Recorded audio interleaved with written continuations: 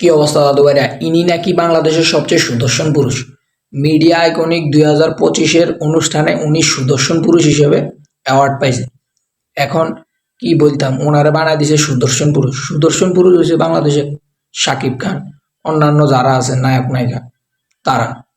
কিন্তু সুদর্শন পুরুষ বানায় দিছে ওনারে। উনি করে কি, এক একবার আলতু ফালতু পোশাক ফরিয়াইয়ে ছায়া প্লাস ফেডিকোট এডি ফরিয়াইয়ে অ্যাওয়ার্ড নিত। একবার এক এক রকম স্টাইল আইয়া অ্যাওয়ার্ড নিত।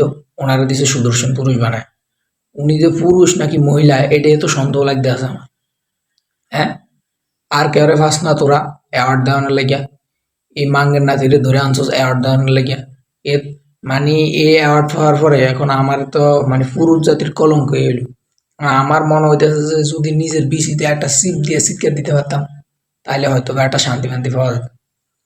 এ কিভাবে বাংলাদেশের সবচেয়ে সুদর্শন পুরুষ? এ পুরুষ না মহিলা এটাই তো সন্দেহ লাগে। এ নিজেরা নাকি আবার মাইকেল জ্যাকসনও দাবি করে। ও বাবু রে, কোনে মাইকেল জ্যাকসন আর কোনে হইলে এই মাঙ্গের নাতি। এই মাঙ্গের নাতি আবার নিজের মাইকেল জ্যাকসনও দাবি করে।